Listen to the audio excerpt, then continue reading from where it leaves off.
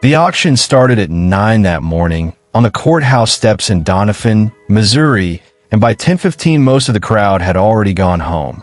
22 parcels were listed for back taxes that day, properties the county had given up chasing payment on, and by the time the auctioneer reached parcel 19, the only people left standing in the gravel lot were a handful of investors checking their phones and a boy in a denim jacket holding two 20s and a $5 bill folded inside his coat pocket. The parcel was 6 acres on County Road 9, what used to be the old Pruitt dairy farm before the barn roof came down in 2019 and the place went quiet. Nobody wanted it. The soil was mostly limestone shelf under 4 inches of topsoil, the kind that cracks a plow blade, and the only structure left standing was a collapsed milking shed leaning into a fence row. The county clerk read the minimum bid. $40. A man in the back laughed once, short, and put his phone back in his pocket. Caleb Whitfield, 12 years old, raised his hand before anyone else could change their mind. Nobody outbid him. He did not understand yet why anyone at Briarwood Land Holdings would care.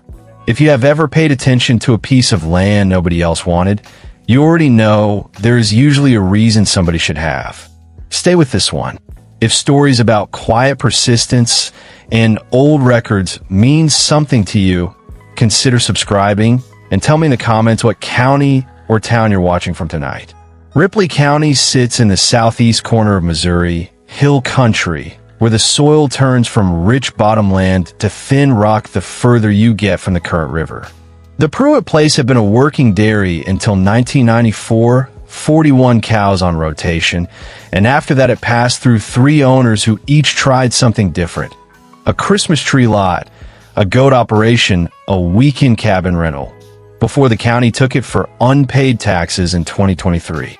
Caleb's family lived 4 miles down County Road 9, on land his grandfather Earl Whitfield had surveyed half the county for over 31 years, first for the Soil and Water Conservation Office and later on his own, with a transit and a notebook and a habit of writing down things that seemed unimportant at the time. Earl died in March of 2021. He left behind 11 spiral notebooks, a 1978 Ford pickup that no longer ran, and a filing cabinet of carbon copy survey reports that Caleb's mother, Renee, had moved into the garage and never opened. Caleb had spent some afternoons after his grandfather's death going through the notebooks anyway. Not for any particular reason, just the way a boy goes through a dead man's things looking for some version of him still in there. He knew the handwriting. He knew the shorthand his grandfather used for fence corners and bearing trees. He did not know, in October of 2023, that any of it would matter to a $40 piece of land with a collapsed barn on it. Briarwood Land Holdings, an LLC registered out of Springfield, have been buying up parcels along County Road 9 since the spring of 2022. By the fall of 2023, they held just over 340 acres in a horseshoe around the old Pruitt place, quietly through 3 separate purchasing agents, for what county recorder filings later showed was an average of $1,140 an acre. Low money, paid to owners who were tired of farming rock. The land itself meant little.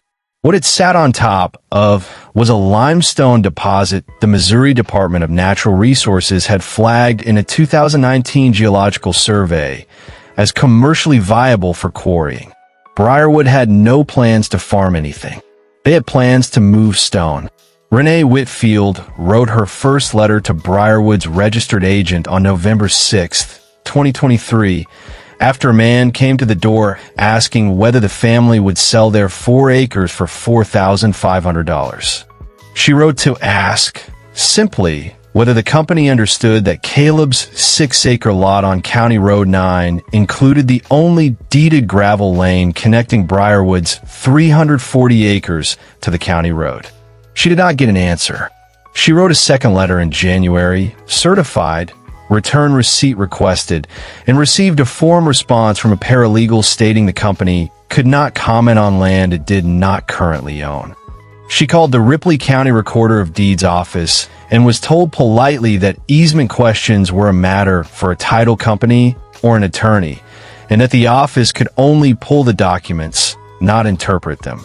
A neighbor, Wendell Cobb, who had farmed beside the Pruitts for 40 years, told her over the fence in February that companies like Briarwood always found a way around things like that eventually, and that she shouldn't get her hopes up over 6 acres of rock. Renee did not argue with him.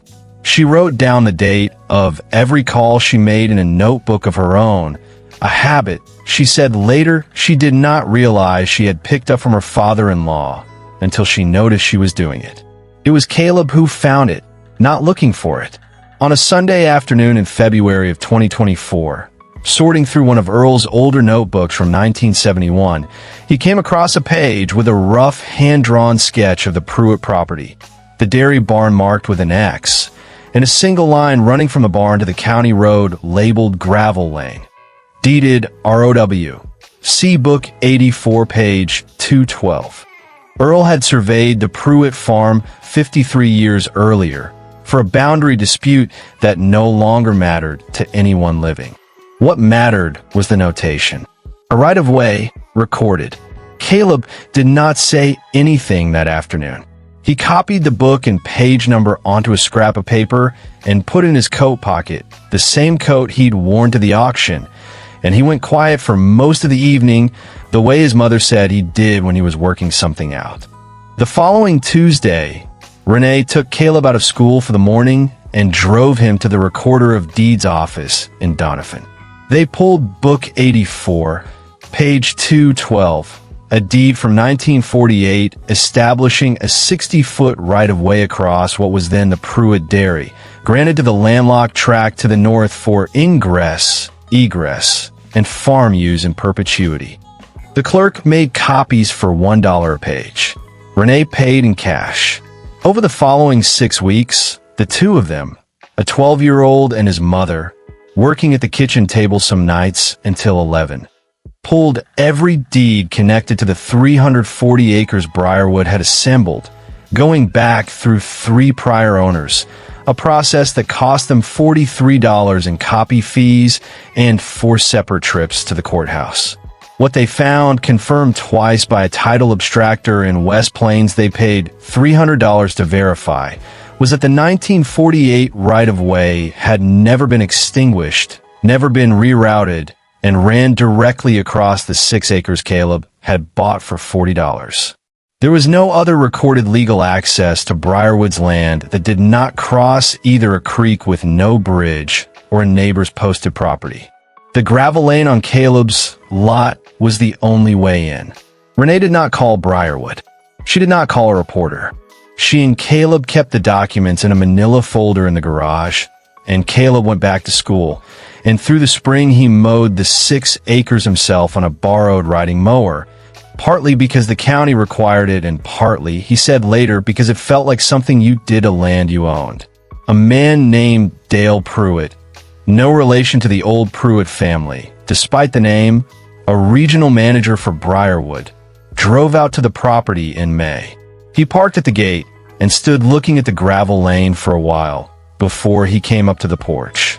He asked Renee, in a friendly way, whether she'd thought any more about selling.